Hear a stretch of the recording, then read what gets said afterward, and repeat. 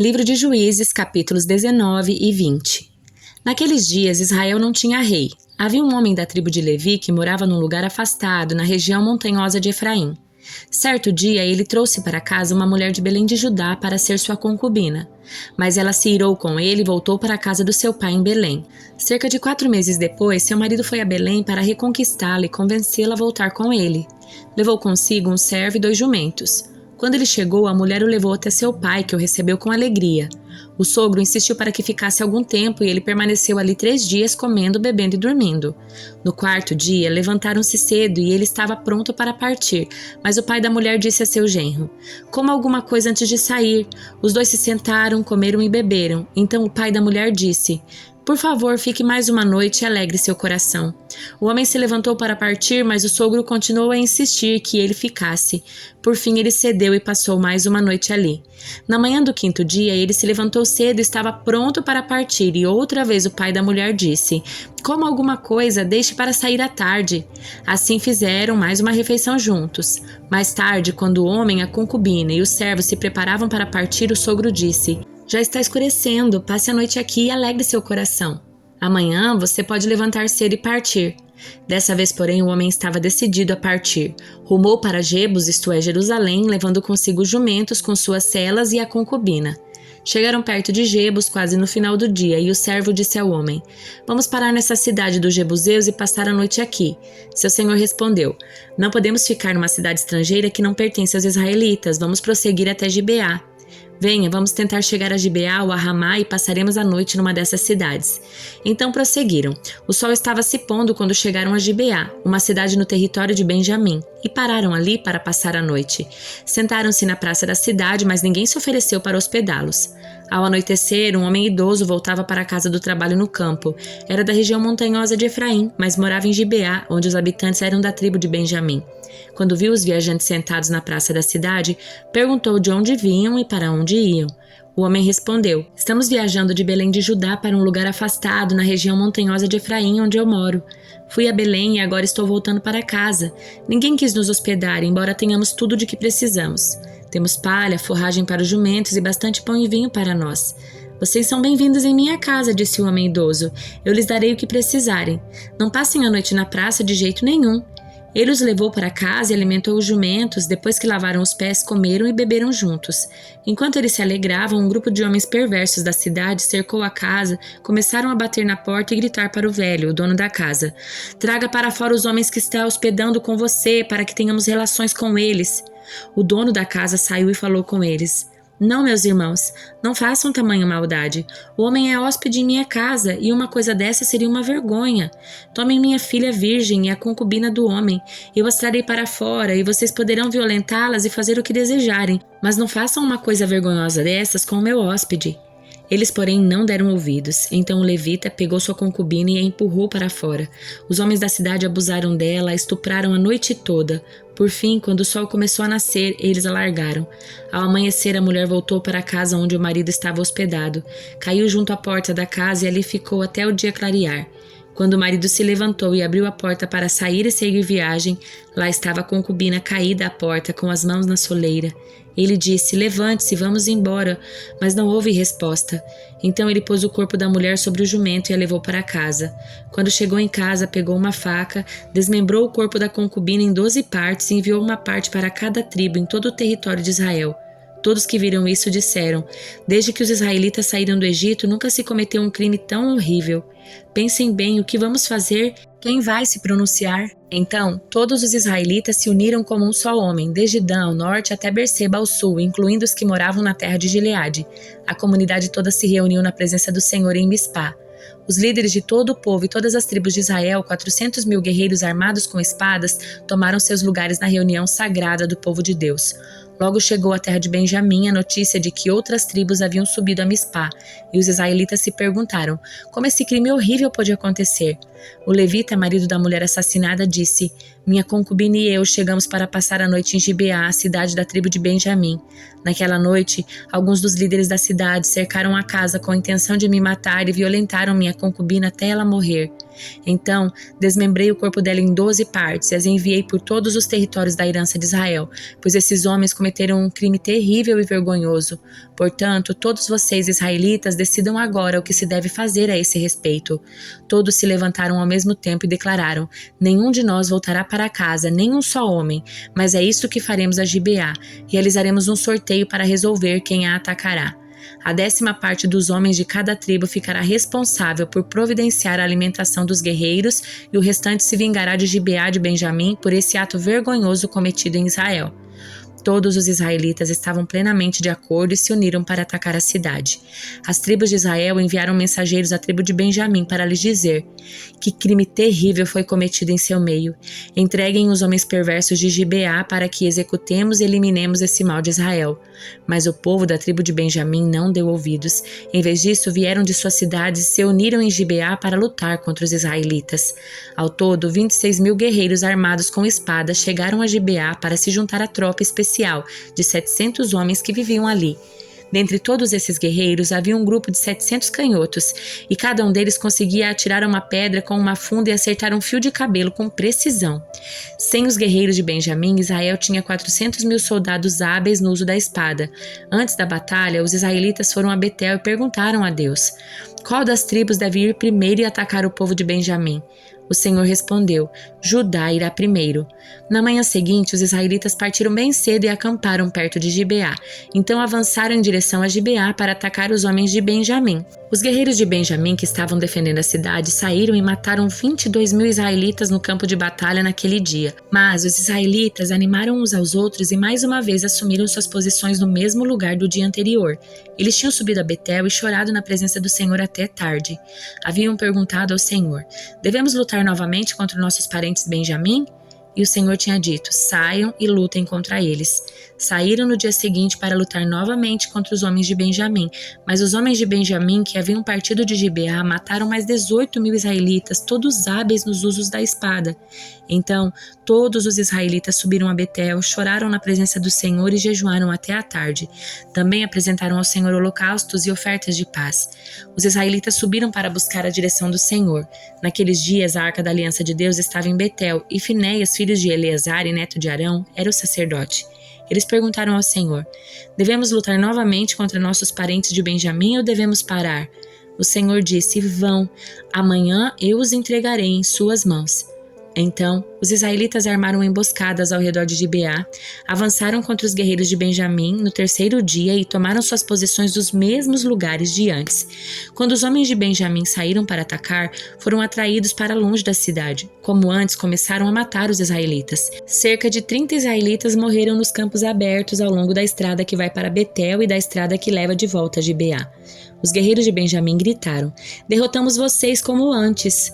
Mas os israelitas já haviam planejado fugir para que os homens de Benjamim os perseguissem pelas estradas e fossem atraídos para longe da cidade. Quando os guerreiros israelitas chegaram a Baal-Tamar, voltaram-se e assumiram suas posições. Enquanto isso, os israelitas que estavam escondidos na emboscada a oeste de Gibeá entraram em combate. 10.000 soldados da tropa especial de Israel avançaram contra Gibeá. A luta foi tão intensa que Benjamim não percebeu a calamidade que estava por vir. O Senhor ajudou Israel a derrotar Benjamim, e naquele dia os israelitas mataram 25.100 guerreiros de Benjamim, todos hábeis no uso da espada. Então os homens de Benjamim viram que estavam derrotados. Os israelitas bateram em retirada diante dos guerreiros de Benjamim, a fim de dar aos homens que estavam escondidos na emboscada mais espaço para atacar Gibeá. Aqueles que estavam escondidos avançaram de todos os lados e mataram todos os habitantes. Tinham combinado de mandar como sinal de dentro da cidade uma grande nuvem de fumaça. Quando os israelitas viram a fumaça, voltaram e atacaram os guerreiros de Benjamim. Àquela altura, os guerreiros de Benjamim haviam matado cerca de 30 israelitas e gritaram: derrotamos vocês como antes. Mas quando os guerreiros de Benjamim olharam para trás e viram que em todas as partes da cidade a fumaça subia ao céu, os guerreiros de Israel se voltaram e atacaram. Os homens de Benjamim ficaram apavorados, pois perceberam a calamidade que estava prestes a vir sobre eles. Deram meia volta e fugiram diante dos israelitas em direção ao deserto, mas não conseguiram escapar da batalha, pois soldados que saíram das cidades vizinhas também os atacaram. Os israelitas cercaram os homens de Benjamim e os perseguiram até os alcançarem no local de descanso a leste de Gibeá. Naquele dia, 18.000 dos guerreiros mais corajosos de Benjamim morreram na batalha. Os sobreviventes fugiram para o deserto em direção à rocha de Rimom, mas os israelitas mataram 5.000 deles ao longo da estrada. Eles continuaram a perseguição e mataram mais 2.000 homens perto de Gidom. Naquele dia, portanto, a tribo de Benjamim perdeu 25.000 guerreiros valentes e hábeis no uso da espada. Restaram apenas 600 homens que fugiram para a rocha de Rimom, onde viveram durante 4 meses. Os israelitas voltaram e mataram todo ser vivo que restou nas cidades, pessoas, animais e tudo que encontraram. Também queimaram todas as cidades por onde passaram. Livro de Jó, capítulo 27. Jó continuou a falar: Juro pelo Deus vivo que tirou de mim meus direitos, pelo Todo-Poderoso que me encheu a alma de amargura. Enquanto eu viver e tiver o fôlego de Deus nas narinas, meus lábios não pronunciarão maldades e minha língua não falará mentiras. Jamais darei razão a vocês. Defenderei até a morte a minha integridade. Afirmarei minha inocência sem hesitar. Por toda a vida terei a consciência limpa. Que meu inimigo seja castigado como os perversos e meu adversário como os que praticam o mal. Pois que esperança tem o ímpio quando Deus o elimina? Quando ele lhes tira a vida? Acaso Deus lhes ouvirá o clamor quando vier sobre eles o sofrimento? Acaso se alegram no Todo-Poderoso? Podem clamar a Deus a qualquer momento? Eu lhes ensinarei sobre o poder de Deus, não esconderei nada a respeito do Todo-Poderoso. Vocês, porém, já viram tudo isso, no entanto, dizem essas coisas inúteis. Isto é o que os perversos receberão de Deus. Esta é a herança que o Todo-Poderoso dará aos opressores. Pode ser que tenham grandes famílias, mas seus filhos morrerão em guerras ou de fome. Uma praga eliminará os que sobreviverem e nem mesmo suas viúvas chorarão por eles. Pode ser que os perversos tenham muita riqueza e acumulem montes de roupas, mas os justos vestirão roupas e os inocentes repartirão as riquezas. Os perversos constroem casas frágeis como teias de aranha, precárias como o abrigo temporário do vigia. Os perversos são ricos quando vão dormir, mas ao acordar, veem que toda a sua riqueza se foi. O terror os encobre como uma inundação e são arrastados pelas tempestades da noite. Um vento do leste os carrega e desaparecem, arranca-os do seu lugar, sopra violentamente sobre eles sem piedade, lutam para escapar do seu poder. Então todos batem palmas e riem deles com desprezo. Livro de Atos, capítulo 27. Quando chegou a hora, zarpamos para a Itália.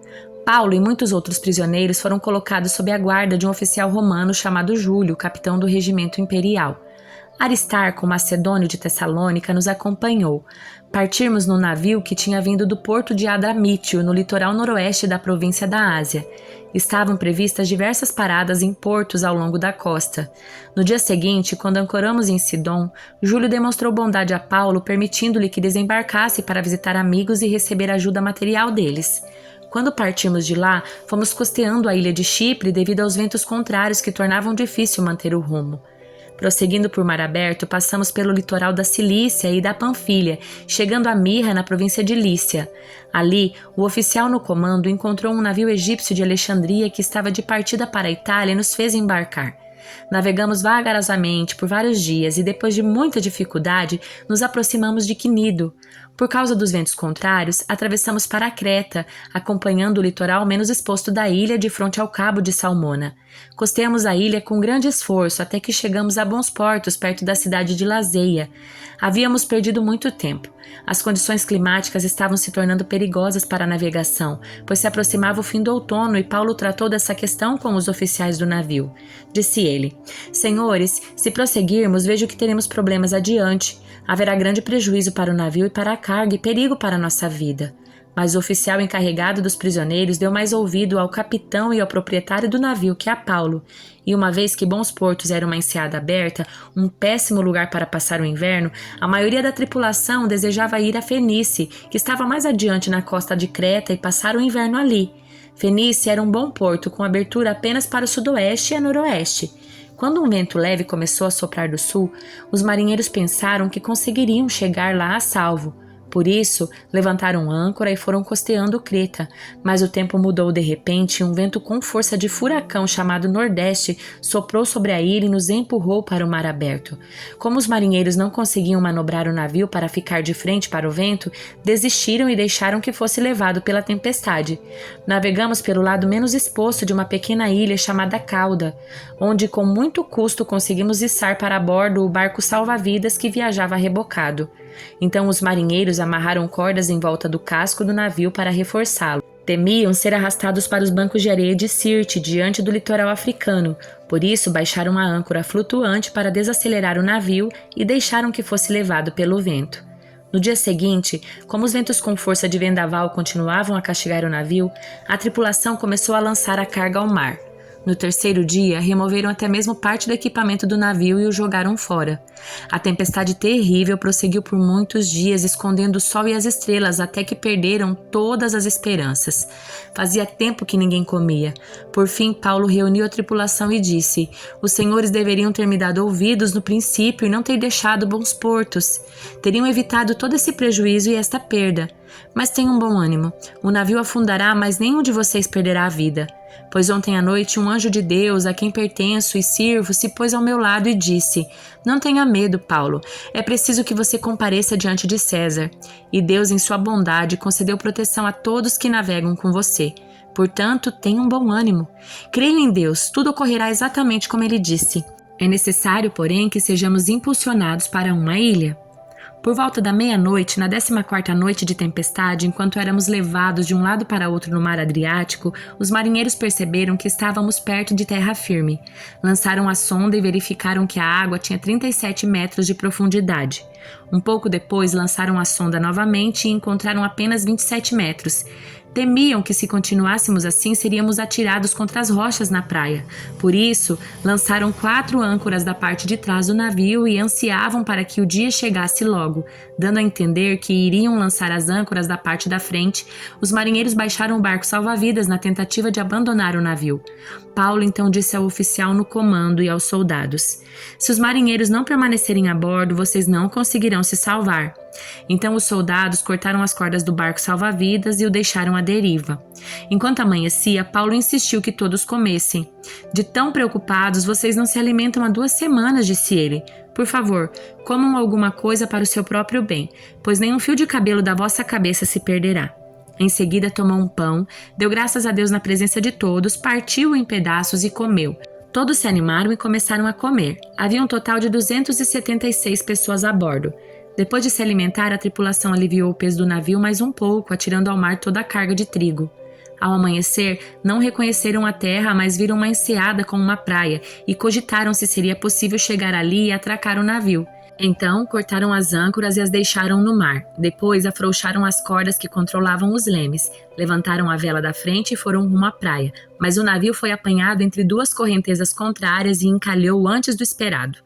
A parte da frente se encravou e ficou imóvel, enquanto a parte de trás, atingida pela força das ondas, começou a se partir. Os soldados queriam matar os prisioneiros para que não nadassem até a praia e depois fugissem. O oficial no comando, porém, desejava poupar a vida de Paulo e não permitiu que executassem seu plano. Ordenou aos que sabiam nadar que saltassem ao mar primeiro e fossem em direção à terra. Os outros se agarraram às tábuas ou pedaços de navio destruído e assim todos chegaram à praia em segurança.